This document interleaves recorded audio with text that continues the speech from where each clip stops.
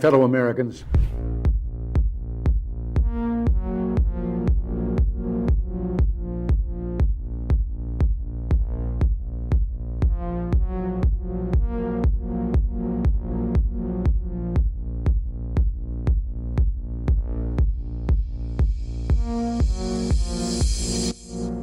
You might be wondering, why in the world is there a 30-minute countdown before the show starts? Well, we actually start live every day at 4 p.m. Eastern time, so this whole 30-minute countdown is a chance for YouTube and Rumble to send out their alerts and notifications, so we encourage you to gather up and hang out with everyone in the chat room. So every day at 4 p.m. Eastern time is when we do this show live. You can join us for the countdown if you like, or just set your clock and reminder that at 4 p.m. Eastern is when we go live. You can also make sure you subscribe and turn on that bell notification, so hopefully you will get a notification. What do you have to say about dictators of countries like Indonesia, who we sell weapons to, yet they are slaughtering people in East Timor? What do you have to say about Israel, who is slaughtering Palestinians, who impose martial law? What do you have to say about that? Those are our allies. Why do we sell weapons to these countries? Why do we support them? Why do we bomb Iraq when it commits similar problems?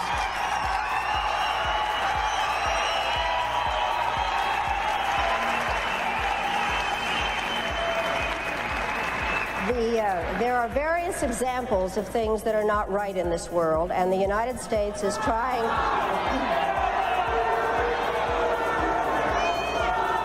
I really am surprised that people feel that it is necessary to defend the rights of Saddam Hussein, when what we ought to be thinking about is how to make sure that he does not use weapons of mass destruction.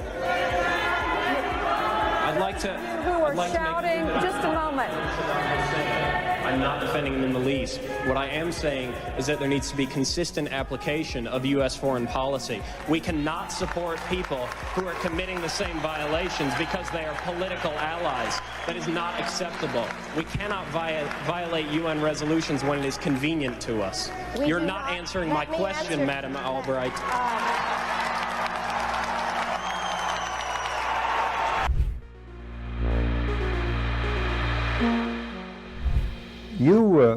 You briefed the press, did you not, when you were there? Well, I had several jobs. One of my jobs was that of analyst. I also was an interrogator and indeed briefed the press when we, the CIA, wanted to circulate disinformation on a particular issue. Disinformation is not necessarily a lie. It may be a half-truth. And we would pick out a journalist. I would go do the briefing and hope that he would put the information in print. What was your percentage of success? We were pretty successful in planning information of a rather rarefied nature. For instance, if we wanted to get across to the American public that the North Vietnamese were building up their force structure in South Vietnam, I would go to a journalist and advise him that in the past 6 months, X number of North Vietnamese forces had come down the Ho Chi Minh Trail system through southern Laos. Now, there is no way a journalist can check that information. That's data derived from radio intercepts, spy in the sky photography. So either he goes with the information or he doesn't, and ordinarily or usually, the journalist would go with it because it looked like some kind of exclusive. Go after these gentlemen. I would be directed to cultivate them, to spend time with them at the Caravel Hotel or the Continental Hotel, to socialize with them, and slowly but surely to try to gain their confidence by dolloping out valid information which was true. And then I would drop into a conversation the data that we wanted to get across, which might not be true.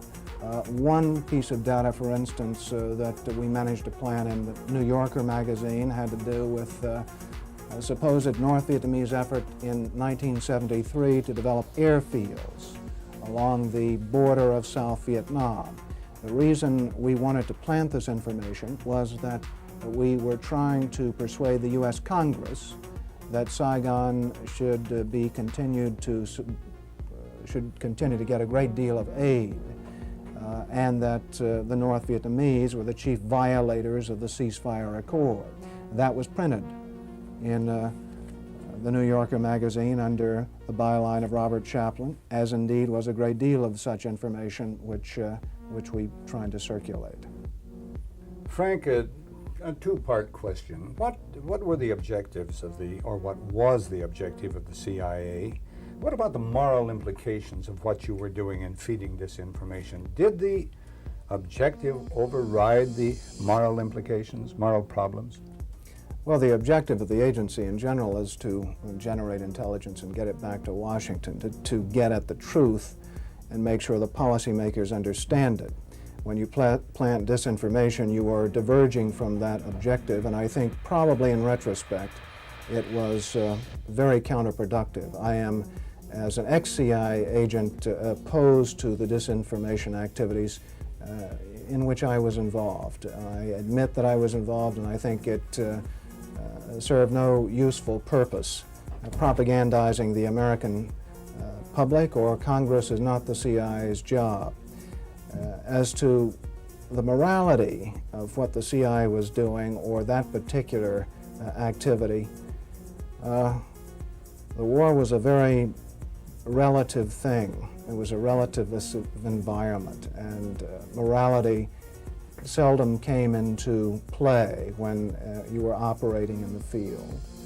In my estimation, a CIA man should be amoral. That may sound pretty shocking to somebody, but what if my morality were that of a Nazi or agent, if you will? You wouldn't want me to be your intelligence officer. Keep the morals out of intelligence. Keep the truth in, and stay away from disinformation.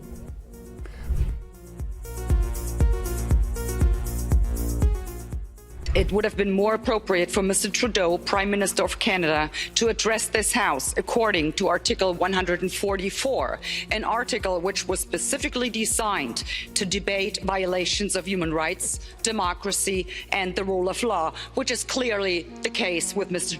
Trudeau. Then again, a Prime Minister who openly admires the Chinese basic dictatorship, who tramples on fundamental rights by persecuting and criminalizing his own citizens as terrorists just because they dared to stand up to his perverted concept of democracy, should not be allowed to speak in this House at all. Mr. Trudeau, you are a disgrace for any democracy. Please spare us your presence. Thank you. And it might sound radical, colleagues, but the answer to war is not more war, it's peace. And peace isn't delivered by the barrel of a gun, it's delivered by diplomacy, by dialogue. You can wish away your continent's history, but we share a continent with Russia. We will sit down with Russia. There will be a negotiated peace, and this organisation should be promoting it earlier rather than delaying it and making sure that more Ukrainians die. Your feigning of sympathy rings hollow. It makes me sick, to be honest with you.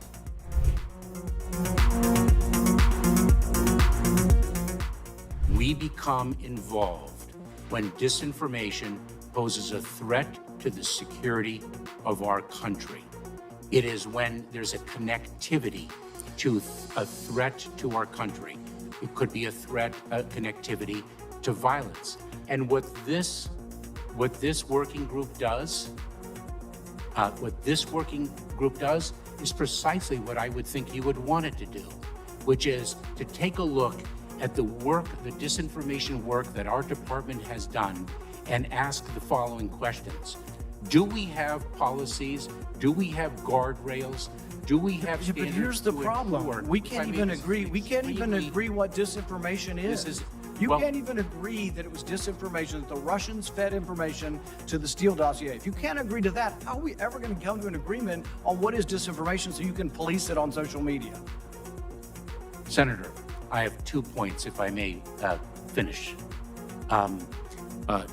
Number one, that what this office, what this working group does, because it's not an office, what this working group does is ensure that there are guardrails definitions, standards to make sure that the free speech rights, the civil rights, civil liberties, and privacy rights of individuals. So do you think COVID disinformation threatens our national security? And number two, if I may, Senator, and number two, is it your proposition that when the cartels spread disinformation with respect to our immigration policies to try to lure vulnerable migrants to our border illegally? I think you've got no idea what disinformation is, and I don't think the government's capable of it. Do you know who the greatest propagator of disinformation in the history of the world is? The U.S. government. Are you familiar with McNamara, the Pentagon Papers? Are you familiar with George W. Bush and the weapons of mass destruction? Are you familiar with Iran-Contra? I mean, think of all the debates and disputes we've had over the last 50 years in our country. We work them out by debating them. We don't work them out by the government being the arbiter. I don't want guardrails. I want you to have nothing to do with speech. You think we can't determine, speech by traffickers is disinformation? You think the American people are so stupid they need you to tell them what the truth is? You can't even admit what the truth is with the Steele dossier. I don't trust government to figure out what the truth is. Government is largely disseminating disinformation.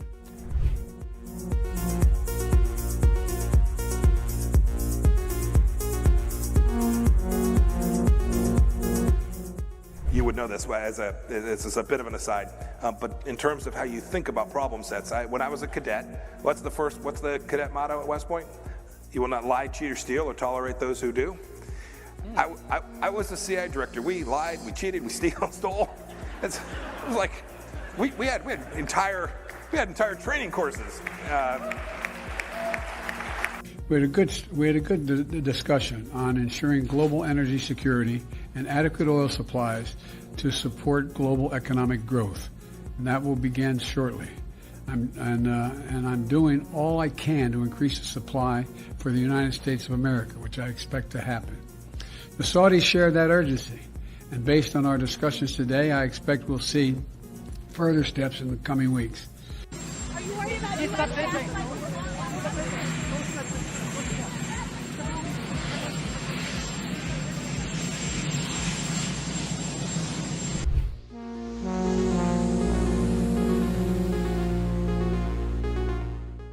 Hey everyone, just as a reminder, our show starts at 4 p.m. Eastern Time, just a few minutes from now, but I should remind you that we have a daily newsletter. It's totally free. Natalie and I work very hard on it every morning over a cup of coffee, putting the stories together that we think are important that the mainstream media is going to ignore. All you need to do is go to our website. It's just redacted.inc.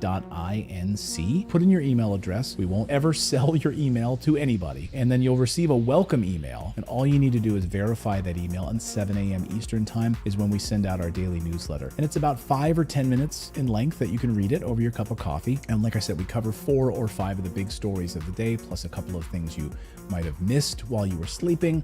We try to have some fun with it, add a little humor into it. And again, it's a great way to start off your morning. But it's also a great way for us to stay connected with you as well, because we've been banned and blocked on some of these platforms before, where we haven't been allowed to post anything, not even a community post. So the only way for us to stay connected with you is through our newsletter. We were able to send out a newsletter and say, hey everyone, we're blocked for the next week, and let you know what was actually going on with our show. Anyway, go to redacted.inc and sign up for the free newsletter, and it'll be posted first thing in the morning over your cup of coffee.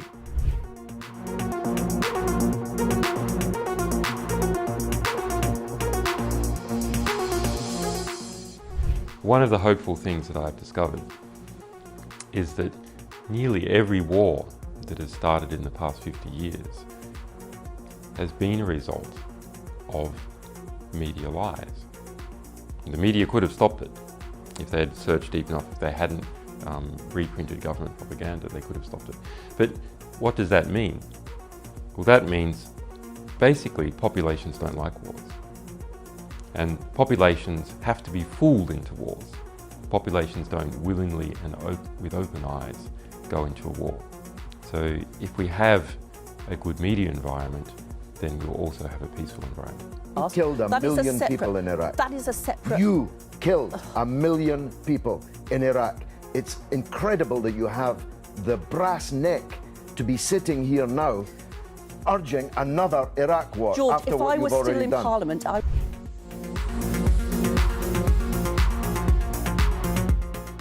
There can be no doubt that Saddam Hussein has biological weapons and the capability to rapidly produce more, many more. And he has the ability to dispense these lethal poisons and diseases in ways that can cause massive death and destruction. If biological weapons seem too terrible to contemplate, chemical weapons are equally chilling. UNMOVIC already laid out much of this, and it is documented for all of us to read in UNSCOM's 1999 report on the subject. If we consider just one category of missing weaponry, 6,500 bombs from the Iran-Iraq war, UNMOVIC says the amount of chemical agent in them would be in the order of 1,000 tons. These quantities of chemical weapons are now unaccounted for. Dr. Blick says, quipped that, quote, mustard gas is not marmalade. You are supposed to know what you did with it. We believe Saddam Hussein knows what he did with it, and he has not come clean with the international community. We have evidence these weapons existed. What we don't have is evidence from Iraq that they have been destroyed or where they are. That is what we are still waiting for.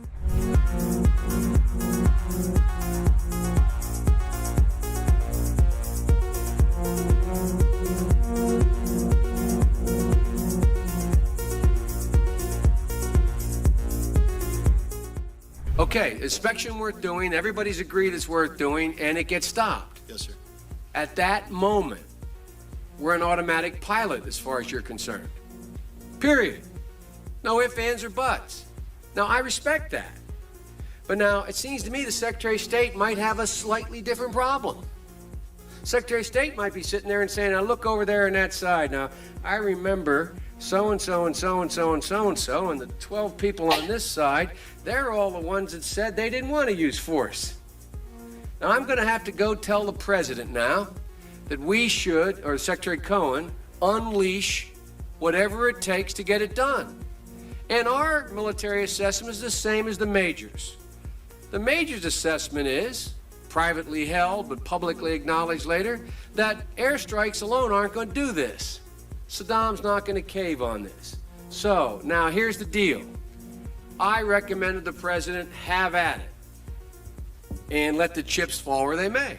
A reasonable position for the Secretary of Defense, the Secretary of State to take. But I respectfully suggest, Major, I respectfully suggest they have a responsibility slightly above your pay grade. Slightly above your pay grade. To decide whether or not to take the nation to war alone, or to take the nation to war partway, or to take the nation to war halfway. That's a real tough decision. That's why they get paid the big bucks. That's why they get the limos and you don't.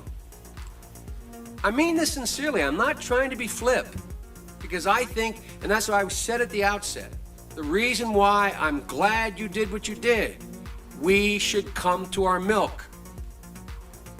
We should make a decision. But in terms of whether the Secretary of State has no more to consider than you do as the arms inspector. You didn't get in, didn't get my job done, get me in. Period. You made the deal, right? That's the deal. A deal's a deal. Get me in. Scott Ritter, I'm ready to go. It's not how it works. Now, maybe it should work that way.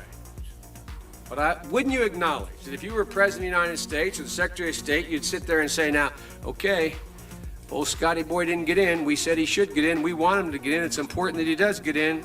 They're not going to let him in. So what are we going to do now? We know that France and Russia aren't going to be with us. We're quite confident China's not. We've already run those traps. They're not there. We're not sure where the United States Senate is, but have at it, boys. Go get them. And by the way, Scott and the boys say air power's not enough. I think it's a legitimate debate, Major. I think it's a legitimate debate. But I don't think we should be putting it in the context of, you have somebody up there at state saying, look, how can we weasel out of this agreement? We want to let this guy out there hanging. We're not this. It's a very practical political decision. Same kind of decision General Powell made. Same kind of decision President Bush made. Every president, every Secretary of State has to do it. Like I said, They get paid more than you. Their job's a hell of a lot more complicated than yours. They may have made the wrong decision, and you brought it to light. We should address it. We should say straight up where we are, and we should do it. And for that, I thank you. But it's above your pay grade.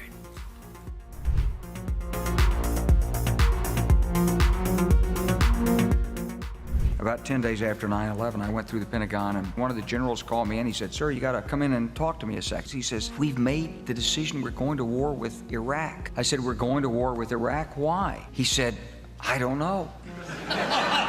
He said, "I guess they don't know what else to do." He said, "I guess it's like we don't know what to do about terrorists, but we got a good military and we can take down governments." And he said, "I guess if the only tool you have is a hammer, every problem has to look like a nail." So I came back to see him a few weeks later, and by that time we were bombing in Afghanistan. I said, "Are we still going to war with Iraq?" And he said, "Oh, it's worse than that." He reached over on his desk, he picked up a piece of paper. He said, "I just got this down from upstairs," meaning the Secretary of Defense's office today, and he said, "This is a memo that describes how we're going to take out 7 countries in 5 years, starting with Iraq and then Syria, Lebanon, Libya, Somalia, Sudan, and finishing off Iran."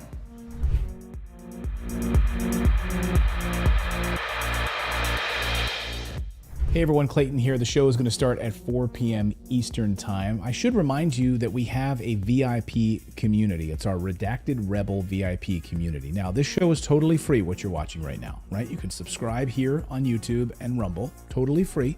But if you'd like to support independent journalism, we are run by you.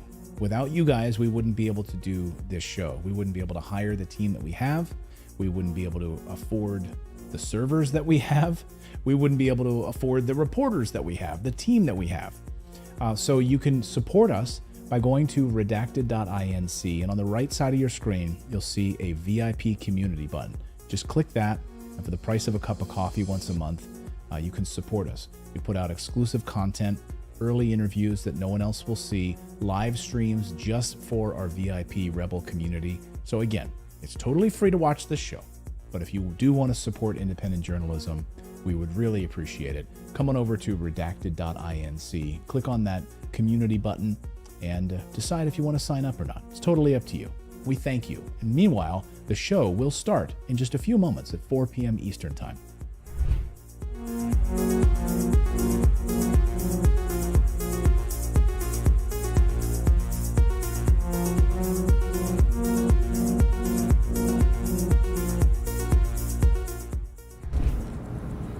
Well, one of the 4 principal functions of the CIA is to gather intelligence and ideally forward it to the president, the users of information, the policymakers, as they say.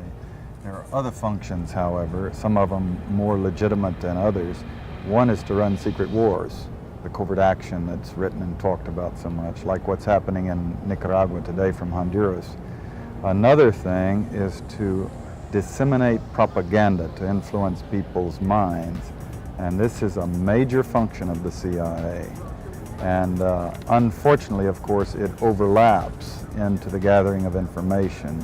You have contact with a journalist, you will give him true stories, you'll get information from him, you'll also give him false stories. For example, in my war, the Angola war that I helped to manage, 1/3 of my staff was propaganda. Ironically, it's called covert action inside the CIA. Outside, that means the violent part. I had propagandists all over the world, principally in London, Kinshasa, and Zambia. We would take stories which we would write and put them in the Zambia Time, and then pull them out and send them to a journalist on our payroll in Europe. But his cover story, you see, would be that he'd gotten them from his stringer in Lusaka, who had gotten them from the Zambia Time. We had the complicity of the government of Zambia, Kenneth Kaunda, if you will, to put these false stories into his newspapers. But after that point, the journalists, Reuters and AFP, the management was not witting of it. Now, our contact man in Europe was, and we pumped just dozens of stories about Cuban atrocities, Cuban rapists. In one case, we had the Cuban rapists caught and tried by the Ovimbundu maidens who had been their victims, and then we ran photographs that made almost every newspaper in the country of the Cubans being executed by the Ovimbunda women who supposedly had been their victims. These were fake photos? Oh, absolutely. We didn't know of one single atrocity committed by the Cubans. It was pure, raw, false propaganda to create an illusion of communists, eating babies for breakfast and that sort of totally false propaganda.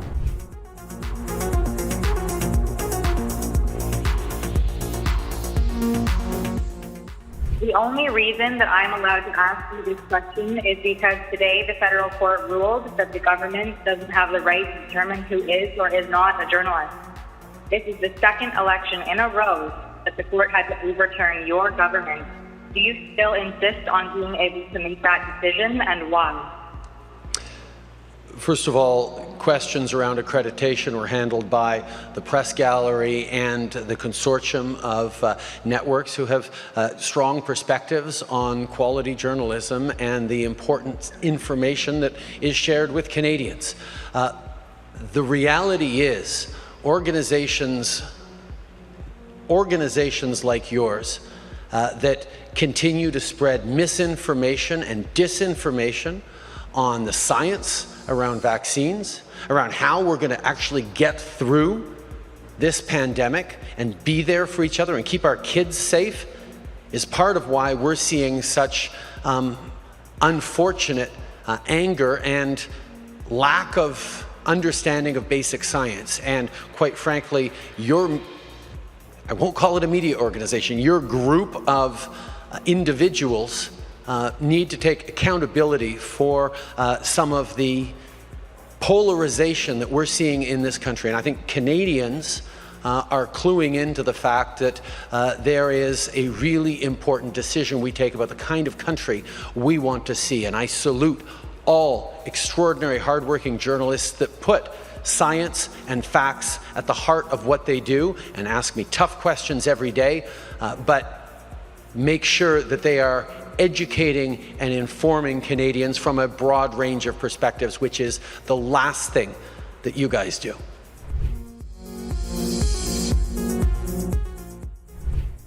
Whatever our hopes may be for the future, for reducing this threat or living with it, there is no escaping either the gravity or the totality of its challenge to our survival and to our security. A challenge that confronts us in unaccustomed ways in every sphere of human activity. This deadly challenge imposes upon our society two requirements of direct concern, both to the press and to the President.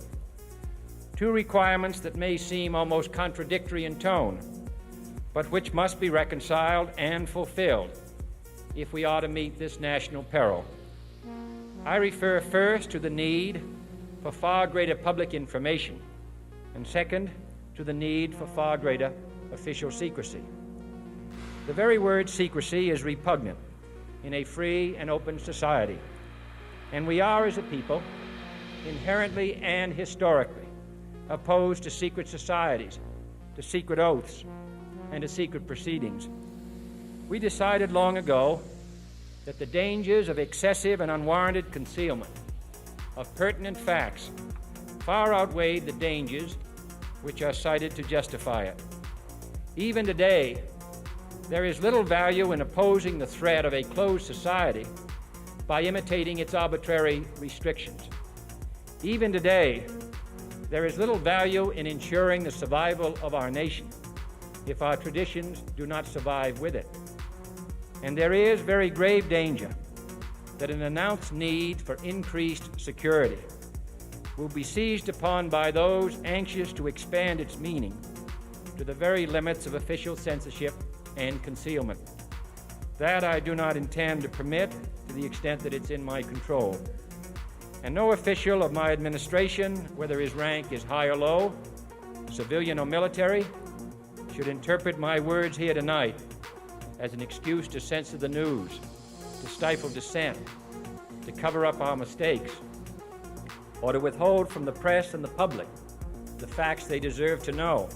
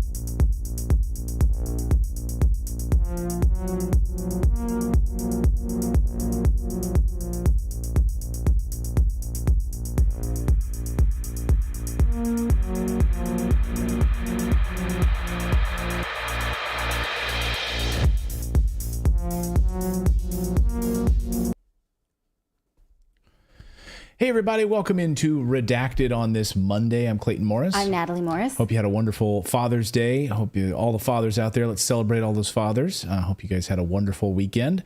We've got a very busy show for you on this Monday. There's been a lot of news unfolding over the past 24 or 48 hours that we want to get to, including some newly unearthed documents that Vladimir Putin just held up in his hand to show, wow, it was all a lie. It was all a lie. And he's exposing some people in these documents, which we will show you coming up. Yes, we are going to continue to cover the crisis at the border, what continues to happen along the southern border, what's happening with migrants that we might not be able to see. We have a correspondent who is at the southern border to show us. That's right. We're also going to be looking at how Canada is now guaranteeing the safety of Ukraine. Canada, I don't know if any Canadians watching right now, your prime minister has decided to make sure that Canada is the guarantor of Ukraine's safety. How does that wash with the Canadian people? Did you vote for that? I don't know if that really is something you guys voted about. Plus, Dr. Hotez, who we had warned you about on the show a couple months ago, has got himself in the hot seat for challenging RFK's vaccine claims, but not being willing to actually challenge them. He wants to sort of do a drive-by shooting of say some shitty stuff on Twitter, but not back it up. You suck, but I won't defend myself in a debate. That's exactly what's happening. You suck. Yeah. Okay, but then I went challenged on it. Yeah. It's basically a grenade thrown from afar, and he will not come forward. Well, the mainstream media is willing to give him a pass on this. In fact, they're just basically handing him talking points like, say this is why you won't do it. And millions of people now saying they want him to go on Joe Rogan's show, and it's really. So Dan Cohen, who warned us about this character months ago, is going to come on and re-warn us about this character and remind us why he told us about him in the first place and go over this controversy. All that and more as Redacted starts right now.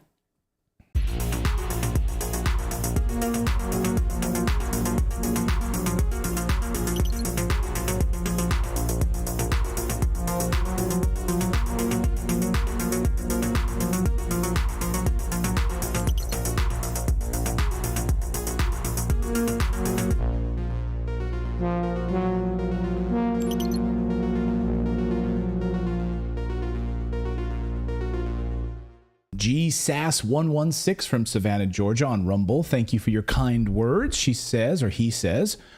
Says, Clay and Natali, thank you for all the work you do every day to deliver the truth to us straight. I look forward to your podcast daily. Thank you from Savannah, Georgia. Well, thank you, Sass, from down there in Georgia. And thanks to all of you. Chris Kane just became a subscriber. We're almost at 2 million subscribers right here. So 1995, very, very close. We may hit it by the end of the night, maybe by tomorrow. We don't know. But anyway, if you subscribe, your name will pop up here.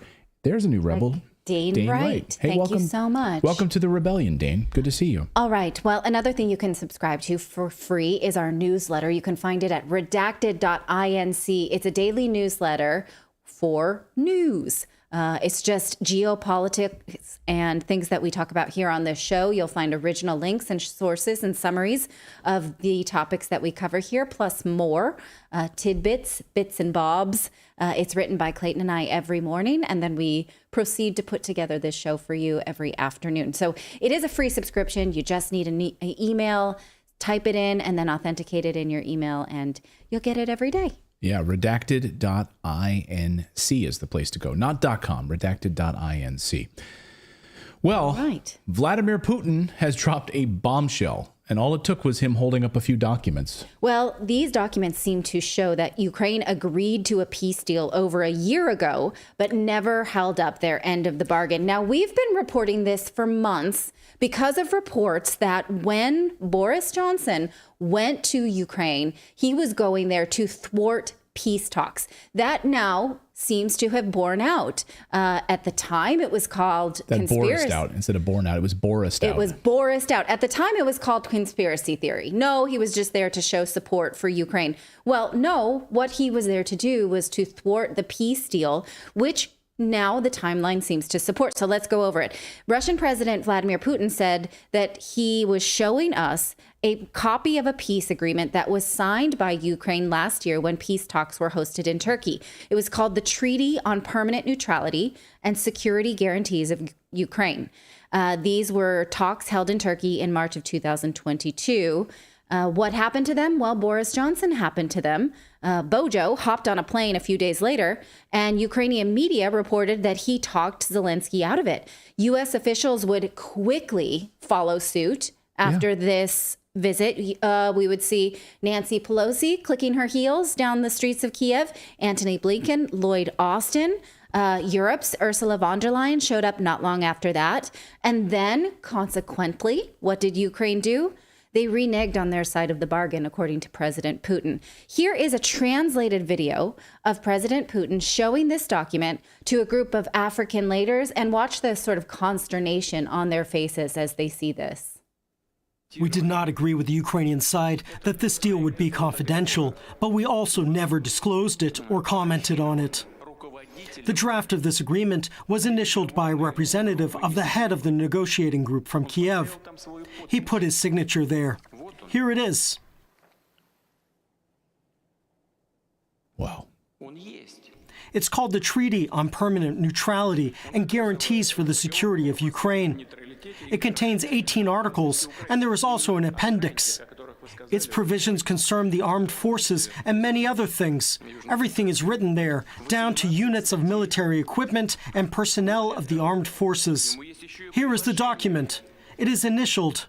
But after we withdrew troops from Kiev as promised, the Kiev authorities, as their patrons usually do, threw it all into the wastebasket of history. Where are the guarantees that they will not continue to abandon such agreements? It's crazy. And did you see one of the African leaders of this St. Petersburg summit sitting with his mouth open? He was like, yeah. What? Wait a minute. They signed a peace agreement? Right. And then, of course, you'll know right afterwards, and part of the peace agreement was for Russia to remove its forces from Kiev. Well, take a look at this next slide, because yes, this was part of the deal. They said that their side was to withdraw from Kiev, but here's NPR telling us that they were withdrawing from Kiev as Moscow focuses more on eastern Ukraine. So, this was from, can you see the date there? I mean, we saw all kinds of talking heads saying they're retreating just weeks into the battle. They're retreating. See, they're leaving Kiev. The ghost of Kiev got them. They're leaving. They're leaving. winning. That's what we were told. Now, I want to go back to this throwing it all into the wastebasket of history bit, because President Putin said Russia withdrew troops from Kiev after this treaty because that was part of their bargain.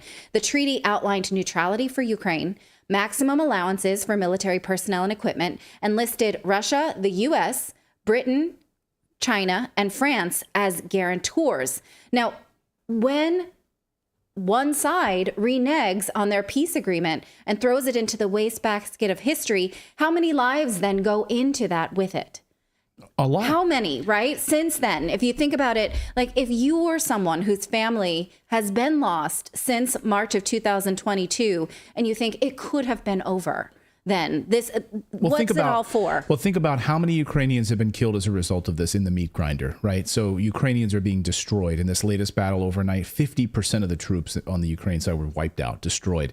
1 out of every 10 according to Vladimir Putin, 1 in 10 Russian soldiers, for every 1 they're losing, for every 10 Ukraine is losing, Russia's losing 1. So lives are being lost on both sides, way more dramatically on the Ukrainian side. Absolutely devastating. You're wiping out an entire generation of people, an entire generation. And then you've wiped out that generation, and then you've gone to the younger and older generations to fill the ranks, grabbing them out of college classrooms and grabbing young men off the streets who don't even meet the qualification age, and then taking 60-year-olds to be a part of the trip. Like, you're wiping out everyone. Boris Johnson and the West. And I kind of feel like Putin has been very patient during this, because everything they have done has been a provocation. Everything Ukraine has done to him has been a provocation, and he could have done what the U.S. would have done, which is decimated Ukraine. Shock and awe. If it was the U.S., if it was the U.S. that was being done to, Ukraine would be leveled by now. Yeah, shock and awe campaign, right? Instead of it's sadly methodical, and it's like going to drag on and on and on. Yes, but this is something that Putin has been criticized inside Russia for the last 15 years or more, is to continue to have faith that Ukraine will be a trusted partner. Back as far back as 2014, when he extended the 14 billion euro loan to Ukraine as good faith to sort of support their economy, even though many inside of Russia didn't want him to do that. Well, he thought that he had to do it in order to sort of bolster that economy and bolster their independence so that they could continue to be independent and resist NATO lure. Right. Well, and he also, of course, extended and said he would support the Minsk agreements. Right. So, and he admitted this was one of maybe his great mistakes. He said, I believed them. And we now know from Angela Merkel that they never had any intention of supporting the Minsk agreements. So, fool me once, right? Right. Now, back to this narrative that we were told, because if this is true and we are being told we had a peace agreement, our agreement was this, withdraw from Kiev, they were going to do that, and they didn't do that, but we did this. What we were told when they held up their part of the bargain was that, oh, look, Russia's retreating. They can't take Kiev. They're not even going to try. Ukraine is too strong. Here is NATO head Jens Stoltenberg said this about that in March of 2022, as soon as Russia was withdrawing, saying, we've heard the recent statements that Russia will scale down military operations around Kiev and in northern Ukraine. But Russia has repeatedly lied about its intentions, so we can only judge Russia on its actions, not its words. According to our intelligence, Russian units are not withdrawing, but repositioning. Russia is trying to regroup, resupply, and reinforce its offensive in the Donbas region. At the same time, Russia maintains pressure on Kiev and other cities, so we can expect additional offensive actions, bringing even more suffering. So was NATO out of the loop on this peace agreement, or did they know and they were just spinning a yarn to us? Well, of course, they That's absolutely weird, knew. right? They know everything. They know everything. They know that they were meeting to discuss peace. And Zelensky was fielding phone calls. He's like, I can't talk right now. I'm at the peace table right now. I can't talk. No, Vladimir, you please take our phone calls. So he was sitting at the peace table in Turkey. Right. They knew where he was. They knew exactly what was Not going on. where he was. What I'm saying is, NATO didn't know why Moscow was withdrawing from Kiev. They didn't know. I mean, that's again, weird. It's ridiculous. Right? They know every detail of the peace agreement, and so yeah, they're pretending that they don't know about this. Right. Or is it what it appears to be, that Russia had negotiated this deal, the West got wind of it and talked Ukraine out of it and spun the rest of us a lie? I read this quote this weekend in a biography of Julian Assange. It said, if war can be started by lies, peace can be started by truth. We've been lied to about this war in Ukraine. That seems to be self-evident. Now, Ukrainian President Zelensky says that no peace agreement is even on the table because Ukraine wants to retake Crimea, which voted to join Russia in 2014, and the Donbas region, which asked Russia to intervene on their behalf last year and voted last year to join Russia. So again, I just want to turn back to the map of the conflict. This was updated today, showing Ukraine's counteroffensive has not been able to retake much of these regions. Now, again, from the gray line, the dark gray line, and over to the right is the contested area. Those areas asked Russia to intervene because Ukraine has been bombing them for over a decade. Russia came in with military forces in March of 2022. They are controlling everything that's in the red. They don't yet control what's in the green, but those are the regions that want to join Russia. Now, look at the blue dots here. Because Ukraine has not really been able to make much territory gain on this counteroffensive, they're attacking outside of this contested region. See the blue dots above in the top right? Right, at Belgorod. Those are not contested territories. They are Ukraine on the bottom, Russia on the top. Why are they attacking inside of Russia? This sort of negates the whole use of the term counteroffensive, right? They're not countering anything.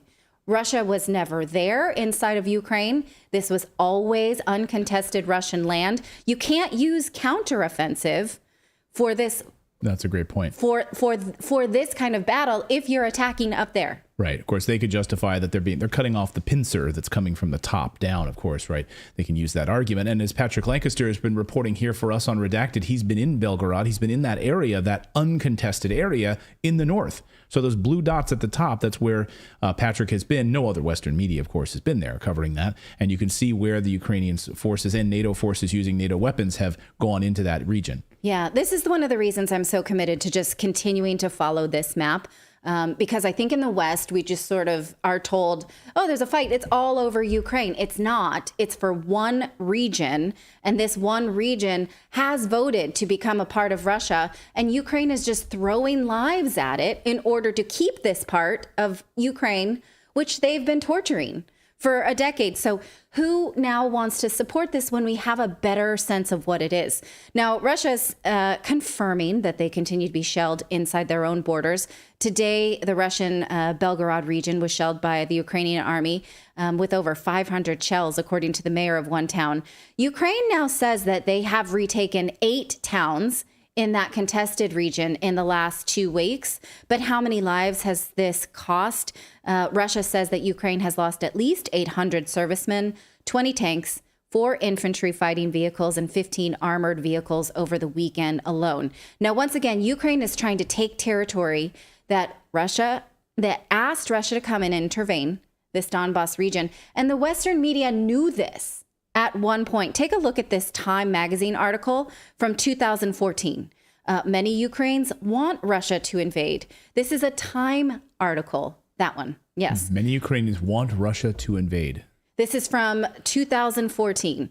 The Western media is pretending not to know this now. Wait, let me read the first nut of this Simon Schuster article here. To many in Ukraine, a full-scale Russian military invasion would feel like a liberation, according to Time magazine. On Saturday, across the country's eastern and southern provinces, hundreds of thousands of people gathered to welcome the Kremlin's talk of protecting pro-Russian Ukrainians against the revolution that brought a new government to power last week. And we should point out, of course, that new government that was brought to power was a Western puppet government, a NATO Western puppet government. Yes. Don't forget that. Yes. So again, the Western media is pretending not to remember this because of what Noam Chomsky calls manufactured consent, because they need to ignore truths because they're tied to a government agenda, in this case, a war agenda. And, I think it's just interesting how we continue to sort of be dumped on this anti-Russian propaganda in order to want to look away from the truth. And that comes in all forms, like Russophobia around athletes, around Russian products, around Russian anything, dressing, whatever. And this morning, I'm always on the lookout for it. Like, what am I being manipulated to not like or to turn against in order to be more willing to swallow some BS? Some like neocon pro-war BS, right? And so I came across this article today in the Telegraph saying that Kremlin officials turned to heavy drinking to cope with war stress. And I highlighted at the bottom, and I know that's hard to see on your screen, and I apologize, but like this, oh, look at Vladimir Putin. He must be drunk to be doing everything that he's doing because he's a madman. But then the subtitle of the picture says, Vladimir Putin, pictured in 2016, is known not to be a heavy drinker. Like so the headline is Kremlin officials are getting drunk because they're so stressed, and they can't deal with this, but so then they you have to read be drunks. Then you have to read the fine print.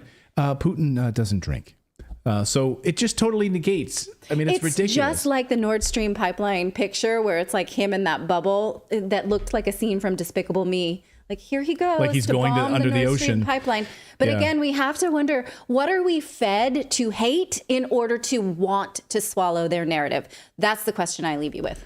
Well, yeah. And as someone in the chat just said, why don't we see this on CNN? Why don't we see this on Fox? It's a great question, because the mainstream media won't cover this, right? It is manufactured consent. Yeah. Those organizations, CNN, Fox, and all the big mainstream media benefit tremendously from the war. And of course, their backers are billionaires who are making billions of dollars off of this war. So they do not want the war to go away. They absolutely don't want peace. This is why you won't see it on CNN. You won't see it on Fox. You won't see it on MSNBC at all. I was reading an article from 2014 by Gilbert Doctorow, and he was making the case that being pro-Putin is actually more of a patriot, a U.S. patriot, than anyone else who's telling you this Putin is a madman line, because he thinks had the U.S. cooperated with Russia, he would have been the biggest ally in national security for the U.S. had we not decided to use him as... Well, he asked to be a member of NATO. Yes. People forget, Russia solicited to become part of NATO. We didn't have to have these wars. They're serving someone, but not anyone who's on this program right now, I would wager. And we give you this information. You can take it how you want. He's holding up a document. You may argue that the document's fake. Maybe the peace agreement was totally fake. He's sitting there in front of 20 African leaders and he's holding up a fake document, perhaps. But the timeline bears out. That's why, because he did leave. Because they did withdraw from Kiev at the time. Right. Because Western leaders did show up days later, because the conflict was extended. And then a few months later, Vladimir Zelensky then puts into Ukrainian law that's forbidding to go to peace talks with Russia. Right. So the timeline bears it out. So if you believe the opposite of that this is a fake document, that they blew up their own Nord Stream pipeline, and that Putin goes undersea in little submarines and blows up pipelines, like that's probably part of the same narrative. While drunk. While drunk. He's drunk submarine Since 2016, he's been drunk. He's been known to be a drunk submariner. I get my vodka and I go under the ocean and I blow up pipelines. Yeah. It's amazing. By the way, just as a side note, did you see the new strategy around Ukraine, which is now they fully blamed Ukraine for the Nord Stream pipeline bombing? We know it was the United States and the CIA. That's been confirmed, right? But the Washington D.C. narrative now is that it was Ukraine. Oh, and it was a Ukrainian. It was a Ukrainian general who's since been killed. So now we're blaming the dead guy. Like, oh, he's not allowed to defend himself anymore. It was definitely him. He's the one that carried out the bombing. We warned them not to do it. We told them not to do it, but they just went and did it anyway. No, that's a total lie. Yeah, that's and generals being notorious for not asking anybody about major combat operations. Like they're always this rogue. Like, are they saying that Ukraine has rogue generals? Because that didn't work well for Japan in the World War II, having rogue generals. So yeah, I want to get that under control. And thank God he's dead, because he was definitely a bad apple. So this is the spin now that we're giving. It's like it was a rogue general who didn't. I mean, this is amazing. How did he get access to naval equipment? Apparently, it was a yacht. He had his eyes on a yacht that he was going to retrofit. That's the story. There was a massive yacht that they were going to use. I think from a seized Russian oligarch. Was it Gru from Despicable Me? Right. Let's ask. Also, he could steal the moon. Also, he was a shipwright, so he just happened to be a general and a shipwright. So we retrofitted this yacht for military operations. Like, this guy was amazing. He knew how to do it all. It's amazing. And what's sad is this is the stuff that the Washington Post will print in newspapers, or CNN will put on their air, and then stupid people will gobble it up, and that's how it works. But you guys aren't stupid. So thank you guys for seeking the truth along with us. We don't have all the answers, but we present to you the facts as they emerge, and where the mainstream media hides them from you and redacts them from you. So thank you guys for subscribing to the channel. Yes, we are about to hit 2 million. I see people asking here. You guys have 1.9 million rebels, part of the rebellion. Welcome to the rebellion. If you are, thank you guys so much for being a part of the rebellion. We've got a lot more news to get to here on your Monday. We're going to be joined by Michael Yon at the border, because you won't believe the numbers at the border are getting worse. But we're not hearing much about it. Again, another story the mainstream media is ignoring and not covering. And it is really getting bad as far as the children trafficking piece of this too, just getting out of hand. So Michael's going to join us with that story. All right, but first we want to tell you about our friends at Fast Growing Trees, because you can breathe some life into your own backyard with fastgrowingtrees.com this spring or this summer. Tomorrow is the solstice, so you can still plant in the summer, depending on where you are in the country. They will help you choose which trees are best for your neighborhood, from shade to fresh fruit to privacy and natural beauty. Let fastgrowingtrees.com help you plant your dream garden with their expert advice and fast, reliable shipping. They curate thousands of easy-to-grow plant, shrub, and tree varieties for your unique climate. Meyer lemons to evergreens and everything in between. Happy plants, happy home, right? No more waiting in long lines, hauling heavy plants around. With fastgrowingtrees.com, you order online and your plants arrive at your door in just a few days. We actually used a service like this because when we lived in New Jersey, I don't know if any of you have ever lived in that area, but a lot of times trees in that neighborhood grow too big and then they have to be remediated because they will fall on your house, which happened to us in Hurricane Irene. So they will help you choose a good replacement, so you're not just removing trees for no reason. I love Fast Growing Trees for that reason, because again, we're looking for a great price and the right fit for that space. So join over 1.5 million happy Fast Growing Trees customers. Go right now to fastgrowingtrees.com/redacted to get 15% off your entire order. Again, that's 15% off at fastgrowingtrees.com/redacted. Well, the weaponized invasion of the United States southern border continues.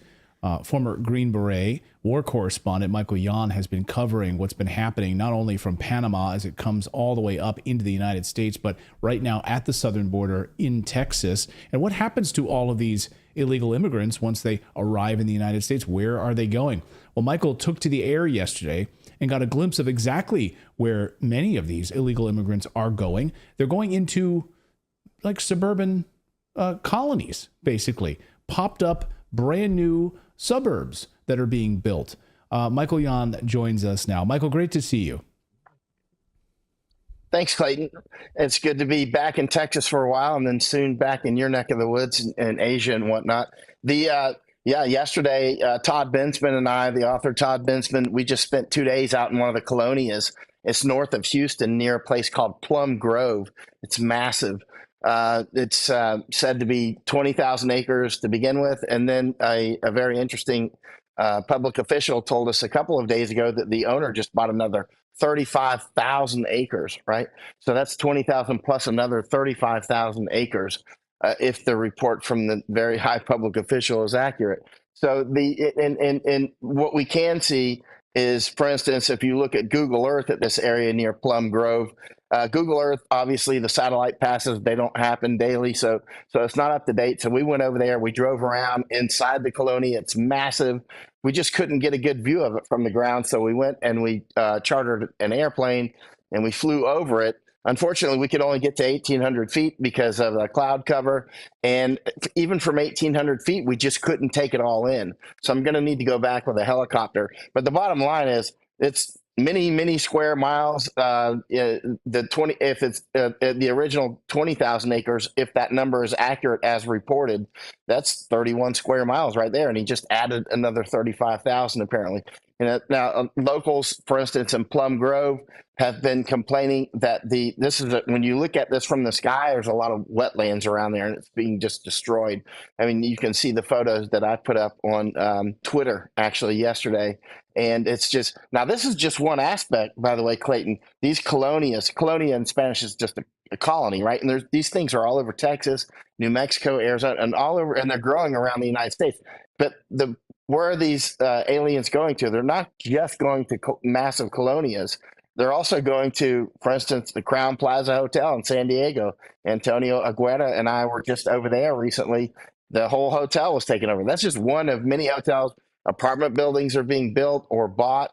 And also different ecosystems of aliens go into different sort of, let's say, ecosystems when they get into the United States. A lot of these people, say from Venezuela, Guatemala, Mexico, Honduras, they will go into these colonias. The Chinese, though, they tend to go into their own ecosystems. They kind of dissolve into places like Flushing, New York, right? And so they're not necessarily dissolved, but they go right into ecosystems that are already existing, social structures. They get jobs. Some are working on farms. Some were just arrested on another marijuana farm. Actually, numerous marijuana farms. So some of the Chinese come to work on farms. Others come in to do. Some look like military people. I've reported on this extensively with photos and videos. And then you've got other ecosystems. For instance, Indians will often go into their own. For instance, the Sikhs that I speak with often will go into their own networks and that sort of thing. Yeah, it's very interesting. This is not a. By the way, go ahead, sir. No, go ahead. Sir. By the way, what were you going to say?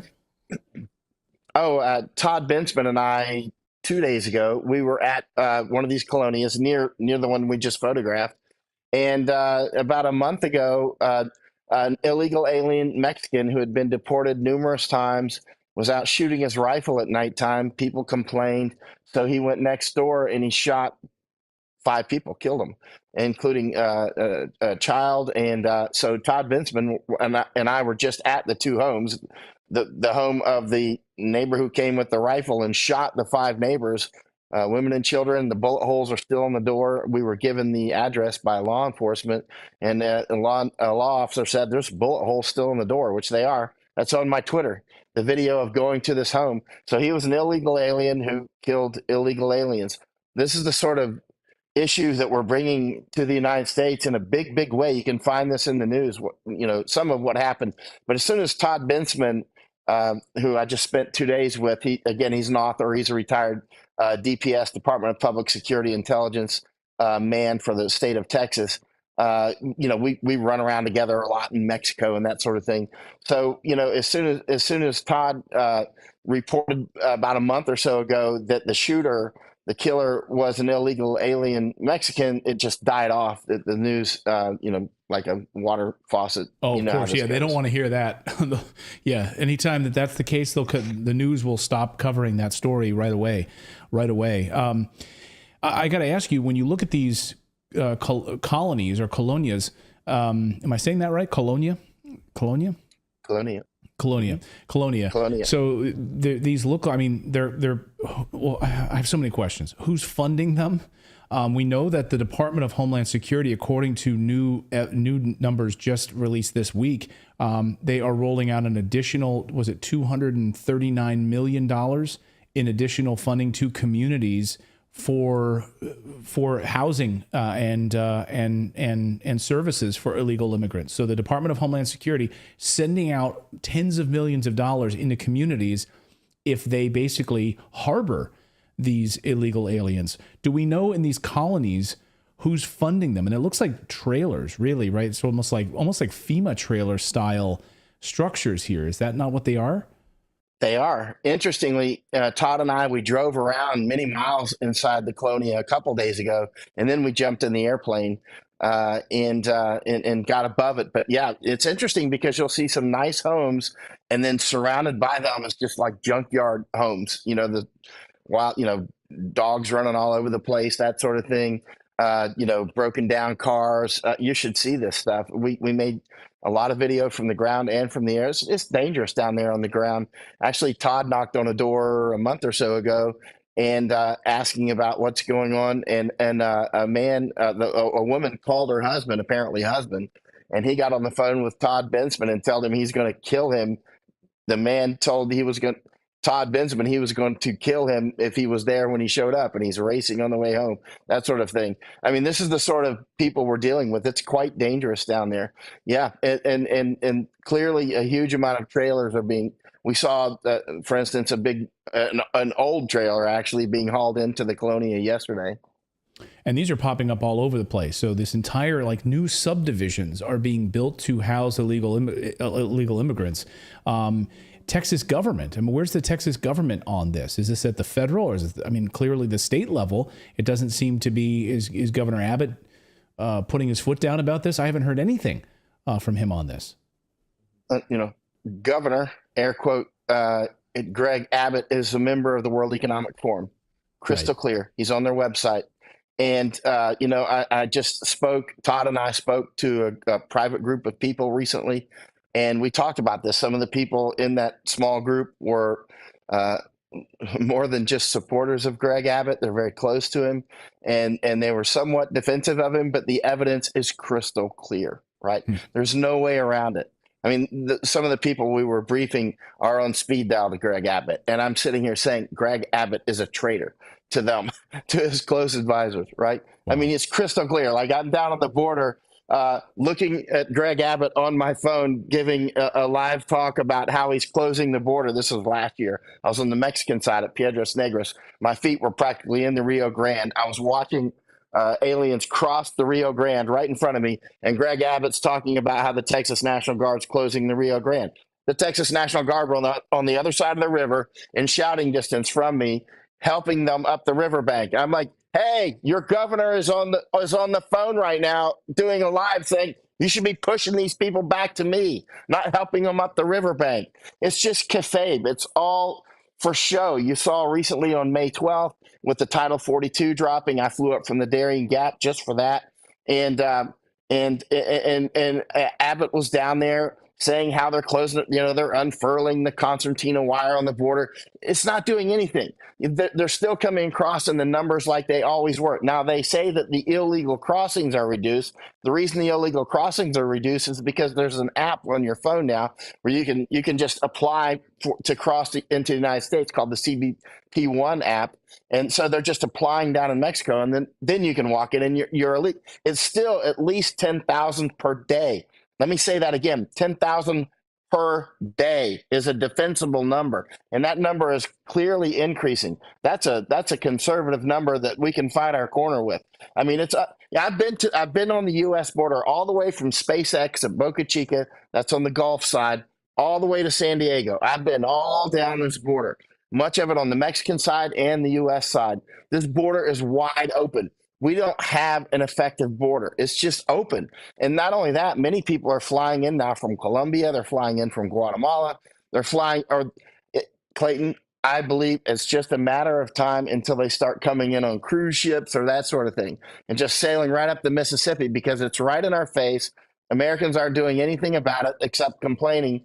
And the colonias are just, this is clearly a replacement strategy. This is not conspiracy theory. World Economic Forum says it with their mouths. They say it on their website. It's crystal clear. There's nothing conspiratorial about it except that they're doing it. This is the World Economic Forum. Obviously, nobody there is elected except for the ones that they harness, like Trudeau, Biden, of course, Abbott, Mark Rutte in Netherlands. You can see Klaus Schwab going, where do you find such a prime minister as Mark Rutte? Right? They've spent years. The World Economic Forum has spent years developing these. Cultivating. That's right. Grooming would be a proper word.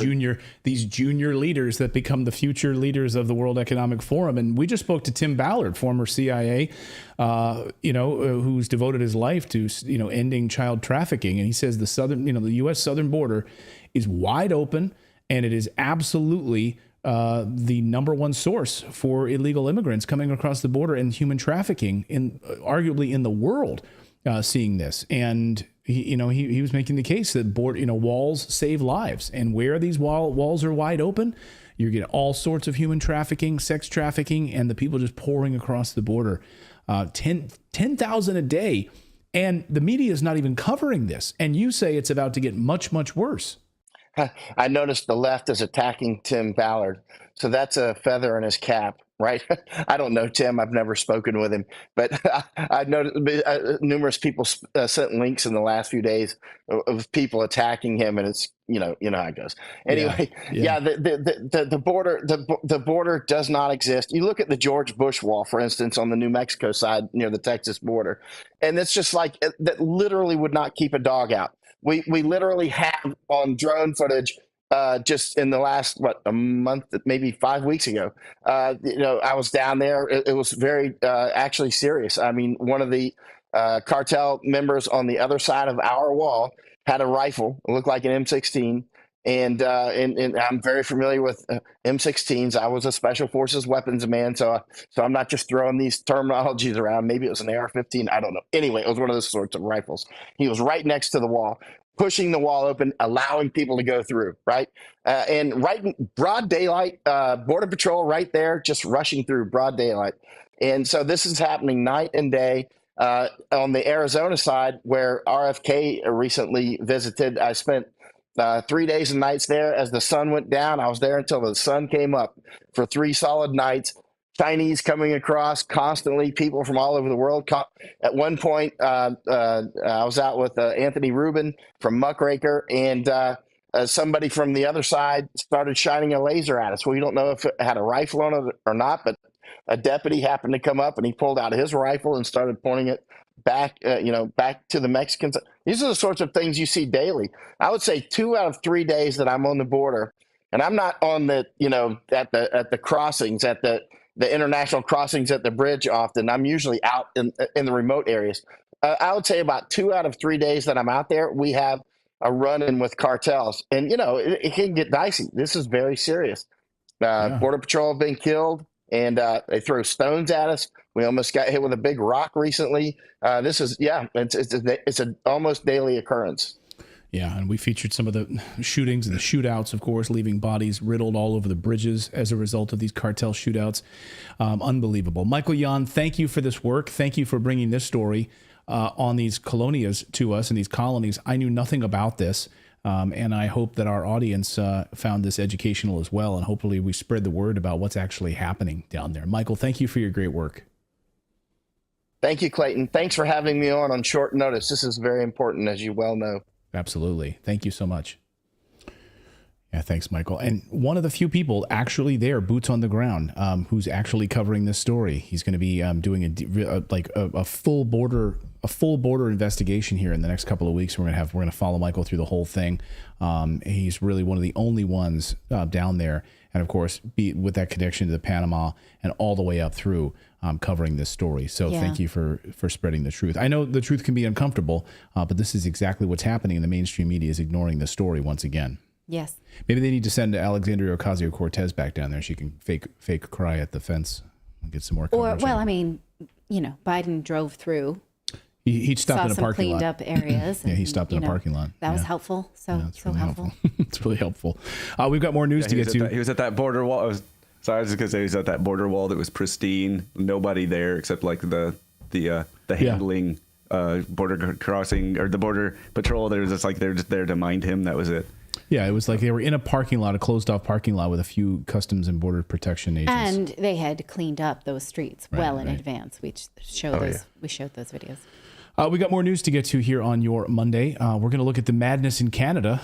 Man, Canada's breaking all kinds of rules and records right now. They're now the number one country for suicides or assisted deaths in Canada. Congratulations, under the Trudeau regime there. They're also the number one for organ donations through MAID. Is that what we're calling them? I guess we call it organ. You can call it organ harvesting. Is another way to put it. Yeah, that's exactly Canada what it is. Performing more organ transplants from MAID donors than any other country in the world. So, if you're depressed, if you're in pain, if you're even a child, you are put right into this system for assisted suicide. And can we have those organs that you're about to leave behind? So David Creighton's going to be joining us from Canada in just a few minutes here to talk about the craziness of the Trudeau regime and what this new security that they're offering Ukraine means for Canadians. Did you sign up for that? That you are now the guarantor of Ukraine's safety. A NATO country is going to guarantee Ukraine's safety? Canada signed that pledge.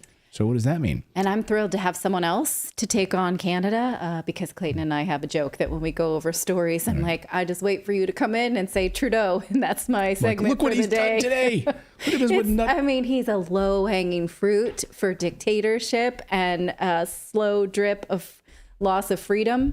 So not even a slow drip. It's been a fast drip of loss of freedom in Canada. It's unbelievable. All right. Yeah. So we've got that and so much more. But first, attention, are you an investor looking for an easier way to trade stocks? And would you like 17 free stocks right now? With Moomoo, our favorite trading platform, there's no steep learning curve. And guess what? It has a simple interface, easy to use. And right now they are giving away 17 free stocks. Now you get 15 regular stocks. They're also giving away a Tesla or a Google stock right now. Did you see Tesla stock? Boom. All these big tech companies are surging lately. NVIDIA, Tesla. Anyway, you can either get a Google or a Tesla stock, and they're giving away an AI stock. This is a big deal. So that stock also surging. So you get 15 regular and a Google or Tesla and an AI stock that also is skyrocketing. Again, just for opening your account and making your initial deposits. Even if you don't do anything else with the account and you just let those stocks sit and grow, that's free money, right? That's 17 free stocks that you didn't have to do anything and just make your initial opening deposits, like putting money in a bank and holding it there, not doing anything with it. Or you might like to buy some stocks like I do, buy some commodity stocks, trade some different oil, natural gas stocks, do whatever you want to do. And they also have a great learning platform. They have a full university that's built into the app. So if you're new, you can actually go into all of the videos and learn how to actually invest and put a little portfolio together that can actually grow. And it runs out on June 30th. They're going to end this promotion on June 30th. So check them out. And here's the link. You need to use this link to get these 17 stocks. Go to redacted.inc/Mumu. That's redacted.inc/Mumu. Once more, redacted.inc/Mumu. Well, to the people of Canada, you might not know this, but you are now the guarantor of the safety of the people of Ukraine. That's right, the Justin Trudeau government, once again, telling you what you are responsible for and stripping you of your willingness to participate in that discussion. Did you even know that you are now responsible for the safety of the people of Ukraine? That's right, that's from the Trudeau administration. Someone who follows the crazy Trudeau administration and has spent a lot of years analyzing Justin Trudeau before he ever became prime minister is David Creighton. He writes at the Post Millennial and Human Events, also has a YouTube channel, Creighton's Writes. And David joins us for the first time here on Redacted. I think, David, we've covered a lot of your articles and your reporting over the years here on the show. So welcome into Redacted. Great to see you. Well, it's so nice to join you today, Clayton. So tell me first of all, let's just focus on that story, which is, of course, around the idea of Justin Trudeau telling Volodymyr Zelensky in this big meeting that they just had that the Canadians will protect the safety of Ukraine. Can you walk me through what he said? Well, the problem is with what he said and hasn't been reported, and the Prime Minister's office is not revealing any more details. And unfortunately, the opposition yesterday completely ignored this. And it's been reported maybe once or twice in the mainstream media. But Justin Trudeau has made Canada a guarantor. And this is, once again, people are scratching their heads and saying, what does this mean? What is a guarantor of Ukraine's safety specifically during the Russia-Ukraine war? Sounds very dangerous to me. I don't know how Canada can guarantee Ukraine's safety during this war. It's already given Ukraine $8.5 billion in aid, a lot of that military. It's loaned them our Leopard tanks, which of course is a bit like loaning the Brits and the Russians Sherman tanks in the Second World War. I don't think we're going to get them back.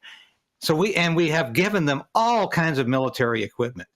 And what does it mean? Trudeau has not explained what it means. To me, we're incrementally marching towards a nuclear war with Russia because Canada cannot guarantee Ukraine's sovereignty. But as a member of NATO, Canada is essentially dragging in the whole alliance into this guarantee. Right. So is NATO now a guarantor of Ukraine's safety and security? This is the question I think that needs to be answered quickly, because I believe we are on a pathway to war with Russia. We have been for the last 8 months at least.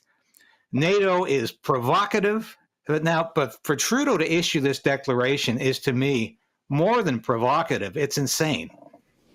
Well, we just heard from NATO Secretary General Jens Stoltenberg at the White House late last week, meeting with President Biden, and specifically talking about raising the level of GDP devoted to the war and war spending and defense spending, making sure that all NATO members are elevating their amount of spending to guarantee the success of Ukraine, make sure that Ukraine doesn't become an outpost for Russia. So what exactly does that mean? I mean, as a NATO country, you're not involved in the war. You get to pretend like you're not involved in the war, but you're actively involved in the war. You're funding it. You're providing boots on the ground through special forces and training and weapons. How are you not involved in the war? Well, Canada is certainly involved in the war. It's financing the war, for God's sake. And we should be looking to a way to end the war, because it's in everybody's interest to end this war, especially Ukraine, because there are hundreds of thousands of Ukrainians being thrown into the meat grinder of the front line. We're not seeing any of this on television or on the internet. Thank God you've got a correspondent in Russia who's actually showing us what war correspondents used to do. I know you guys were talking about this the other night, but we don't see any clips from the actual war. We listened to Zelensky saying massive counteroffensive on the way. And to me, it's reminiscent of the propaganda and the BS that came from the First World War, when there was constantly big push at the front, hundreds of thousands of people dying, not being reported. The carnage of that war is not being reported, and neither is the carnage of this war. This war needs to end, and Trudeau has got to stop giving billions of dollars. I think per capita, Canada has given more to Ukraine than the United States has. And there's an obsession on behalf of Trudeau with this war because it's a very convenient distraction for him. Every time he wants people to think about anything but domestic policies, rising inflation, rising interest rates, he goes overseas, usually makes a fool of himself. Think about India. Think about London, the funeral for the Queen. Think about Georgia, every other time. Georgia Maloney and Poland. I mean, the list is fairly endless at this point. When you mentioned the opposition hasn't been outspoken against Trudeau on this issue, are they I mean, to me, whenever there's silence, there's complicity. So if the opposition in Canada is not speaking out about this, are they complicit in this? The idea the opposition's completely complicit, much as most of the Republicans are in the United States. I mean, we've got Republican senators who are the biggest backers, the biggest warmongers. Just as in Canada, they are afraid. The conservative opposition is afraid to condemn the continued financing of this war and the continued support to keep this war going. Not a single question yesterday in the question period, which I attended, about Trudeau not only giving another $500 million to Ukraine, but making Canada guarantor. Does this not bother Canadians? Does this not bother the opposition that we have put ourselves in this position? I don't know how we can possibly fulfill that role, short of declaring war on Russia. But that's how insane Trudeau's thinking is right now. Is this an executive order or some sort of, he can do this by fiat? He doesn't need the rest of the government to involve themselves in making Canada the guarantor of Ukraine? He can just do this willy-nilly? And I guess we fully don't know what it means yet. It almost sounds like having like a Godfather role. Like if the parents pass away, Canada steps in as the parent of Ukraine in a way. Well, that's a good analogy because we don't specifically have executive orders in our Canadian parliamentary system.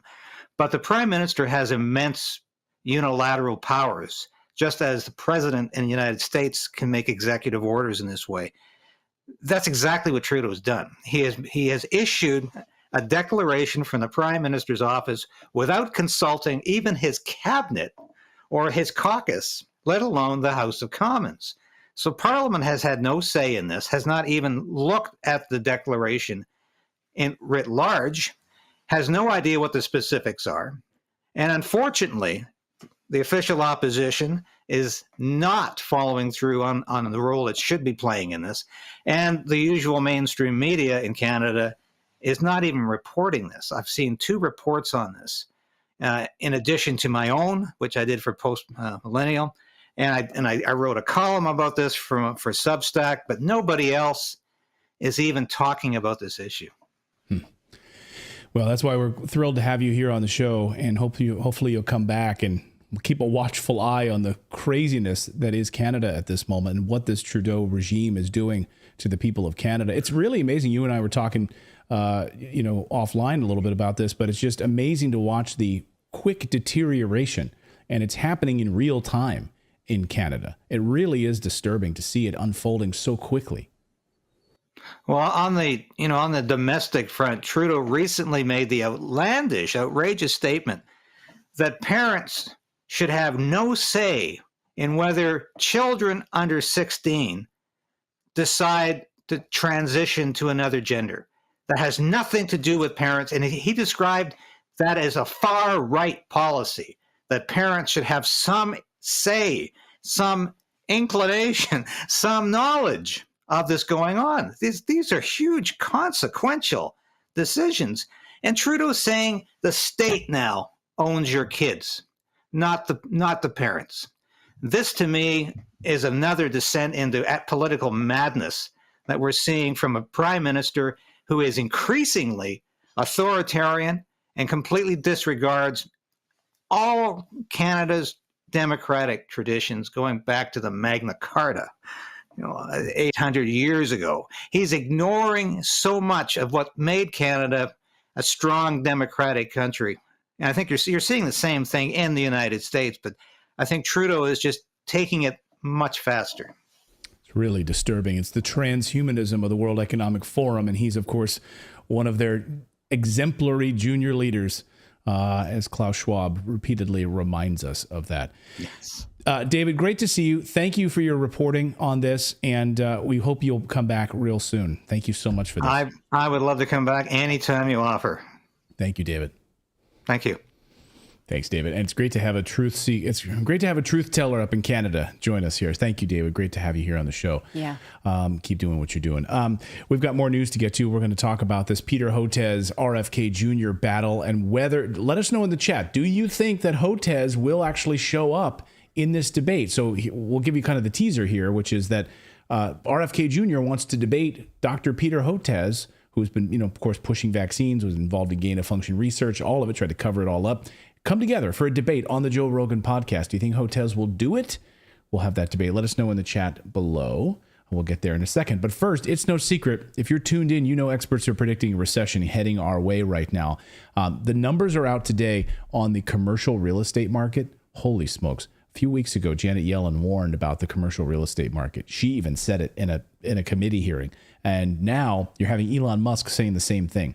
Here's the thing. They don't agree on anything, right? The fact that both of them are talking about this, as Anthony Pompliano points out, this is trouble. This is really, really trouble. And so we are headed for a commercial real estate disaster. What does that mean for the United States dollar? Who knows? The United States dollar is already in the tank. We have in the newsletter today, we just passed the $32 trillion in debt. Yes. The United States is now $32 trillion in debt. The Treasury released that data over the weekend. Can you believe that? $32 trillion. How do you get out of that? The answer is you don't. The U.S. dollar is on a massive decline. Our friends at Lear Capital, though, can help you turn some of those U.S. dollars that are on decline into gold and silver. And they actually can help you get set up with a self-directed IRA in order to hold those funds so that will grow tax-free in your account. That's how this works. And right now, they're also giving away $15,000 in bonus metals when you open a qualified account with them. So all you need to do, just get on the phone with them and they'll give you a free gold kit. So just find out if it's right for you. Maybe you've got a few $1,000s sitting in U.S. dollars in a bank. Maybe it's time to convert it over to gold and silver like Natalie and I have done, because it really has sustained for 4,000 and 5,000 years. Gold and silver have sustained as a form of, have retained their value for that long, as every government currency in world history has collapsed. So go to LearRedacted.com. That's the website, or call their 800 number, 1-800-613-3557.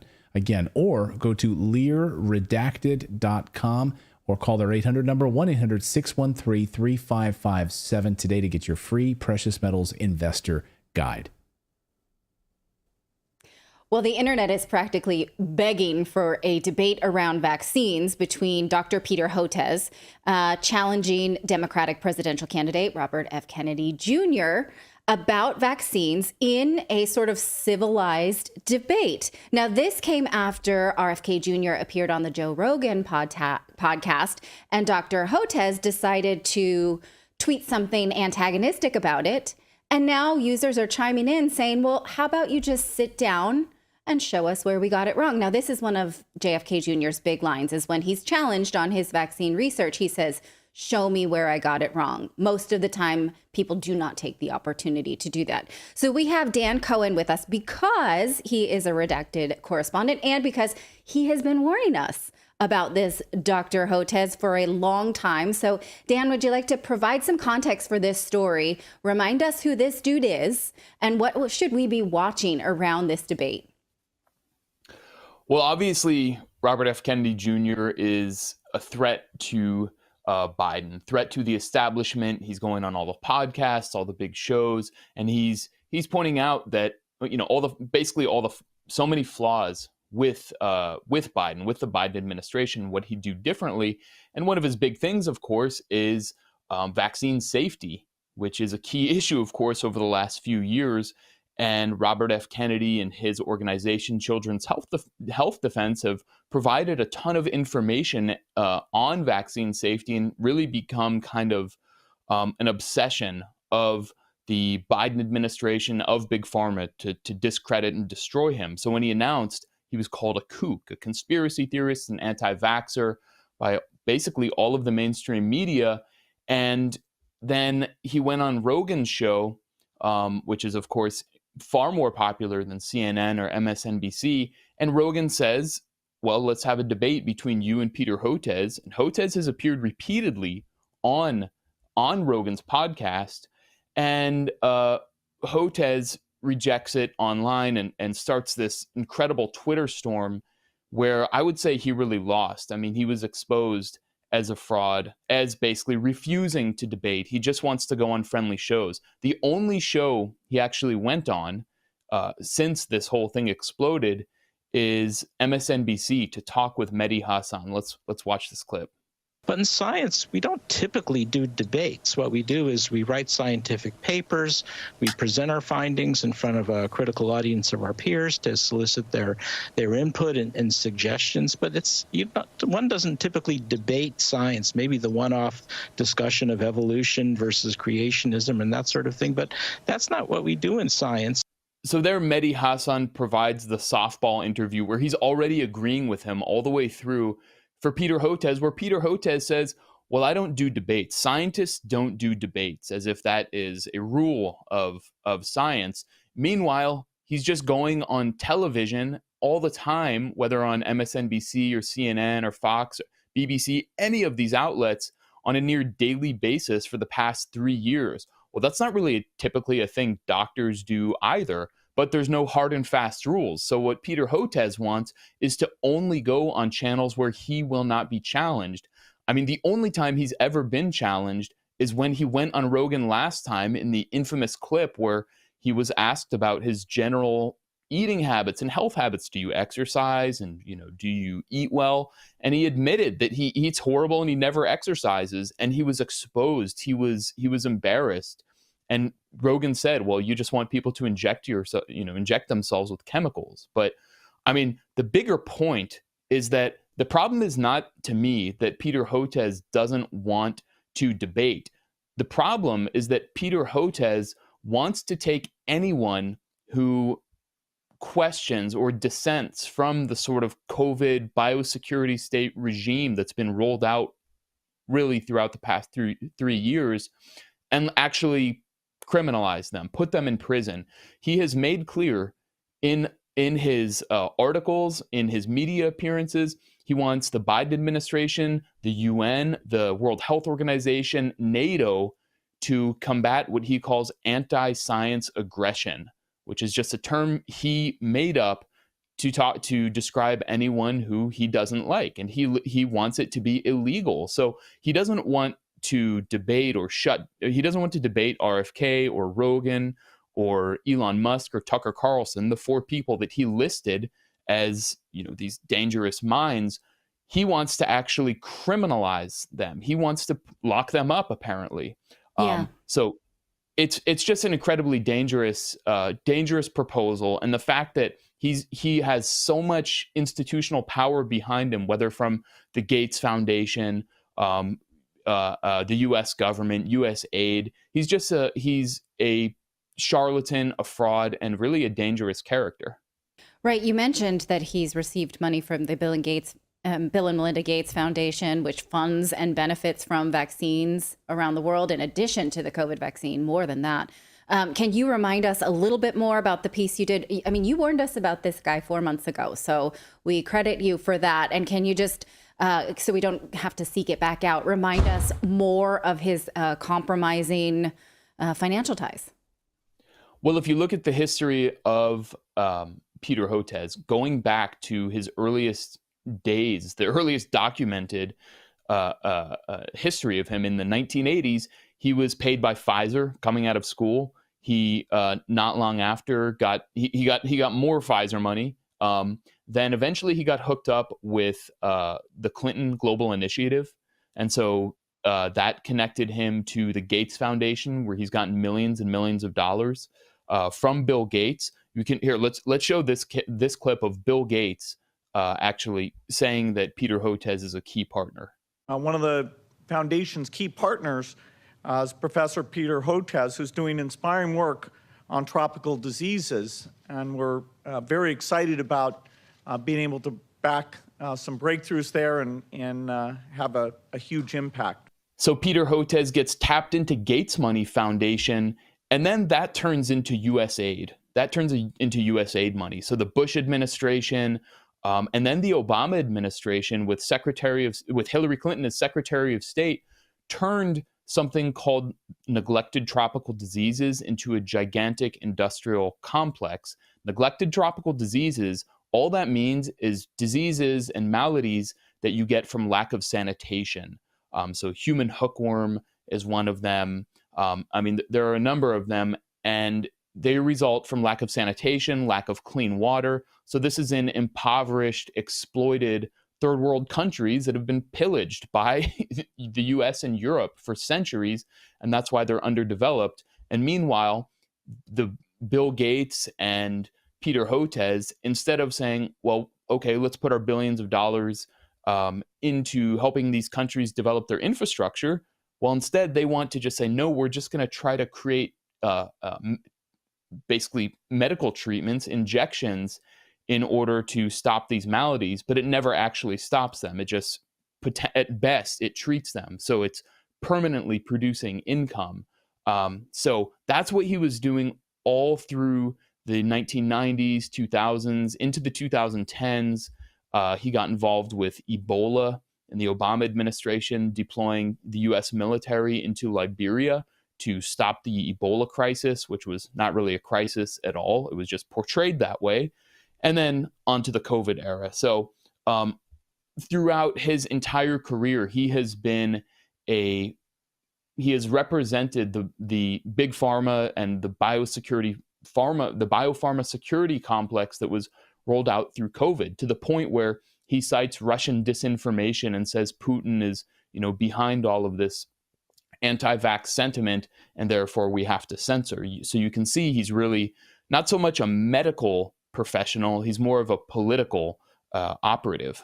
Clearly, because a tweet like this, which he tweeted about this podcast episode, saying that Spotify has stopped even sort of trying to stem vaccine misinformation and it's just awful, but he doesn't want to debate it, that makes it kind of like a drive-by shooting. Like, I'm just going to, throw some stuff at it so that no one even considers or believes it, and then keep going. And even as, someone who's followed the science around COVID, I found the interview with Joe Rogan, between RFK Jr. and Joe Rogan, shocking because of the litigation history that RFK Jr. has. So it feels like all he's trying to do is divert attention away from RFK Jr., and it may have backfired.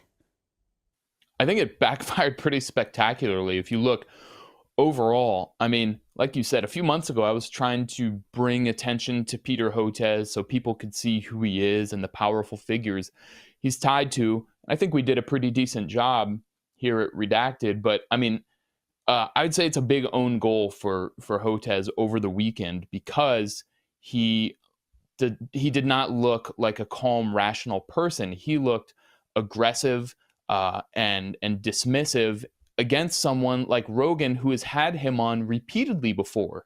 Rogan has both sides on. He has establishment figures, he has anti-establishment figures, and everything in between for long form conversations, as long as it needs to go. So he's trusted by millions and millions of Americans. So for Hotez to dismiss that, flush it away, I think millions of people now see Peter Hotez for who he really is, that didn't before. Do you think there's, if we're going to put let's take some odds on it, of a debate actually happening? Because the pot continues to grow from influencers who are pledging funds. Now it's at about 2.62 million of users on Twitter. So I don't know. I'm going to say 8% chance it happens. What about you? I'm going to give it a 0% chance. Okay. There is no way Hotez will debate. He cannot handle it. He cannot handle any debate. That's why he only goes on MSNBC to talk with Mehdi Hasan, who's, you know, another shill. He only goes on, if there is Pfizer money in your podcast or your show, he will go there. That's where he'll go, you know. But if it's an actual open debate, he cannot handle it. I mean, if anyone watched the report we did for Redacted, that's just like a list of, you could just ask him one question after the next. I mean, someone could ask him, which of course Mehdi Hasan won't do, ask him about how the Indian government approved his Corbavax vaccine by ignoring the concerns of its own top regulatory body and just skipping over the testing process altogether while they got it into the arms of tens of millions of adolescents and children in India. That should be a huge scandal, but it will never be talked about in mainstream media or anywhere that Peter Hotez goes. He's so scandal-ridden and so paper thin, he cannot handle any kind of debate. So he just smears and distorts, and that's his only tactic. All right. So did you watch Game of Thrones? Do you know Game of Thrones? I did. Okay. So you know how Tyrion Lannister asked for the trial by combat and then has somebody else stand in for him? I think so, yeah. Okay, against the mountain. Anyway, yes. Do you think that these people who are pledging money would take anybody else in place of Dr. Hotez? Like, could we have someone else maybe for this, and someone who's trusted pro-vaccine? I mean, I could do it. I know Hotez's positions pretty well. I mean, I could go be in and Hotez, and I know how to defend them too because I know his weaknesses. You know, so I could, you know. So I mean, if anyone wants to do that, I could be the stand-in for Hotez. Okay, you are the Oberon of this, but it doesn't end well for him. He gets his face smashed in by fingers. That's true. Just like it wouldn't end well for Hotez in a debate or any unfortunate soul who had to stand in and defend his indefensible positions. Okay. All right. So we'll see. We'll see what happens. But this was an interesting turn of events. So thanks for warning us in advance about this and bringing more context to this debate. I really appreciate it, Dan. Thanks a lot, Natalie. Thank you. Well, we want to thank Dan for that report. And thank you for joining us today on this Monday. I know it's a holiday in the U.S., so thank you for being here. We will be here all the week. We appreciate you joining us. Remember, you can join our Redacted community by heading over to redacted.inc. You can find out how much it costs to join our Redacted membership. It's about the price of a cup of coffee. You can also subscribe to the newsletter. You can do a lot of fun stuff there. Again, that's redacted.inc. It's where we host of all of our information that you'd like to keep for yourself, plus more. So thank you again for joining. We will see you back here tomorrow at 4 p.m. Eastern Time. We'll see you then.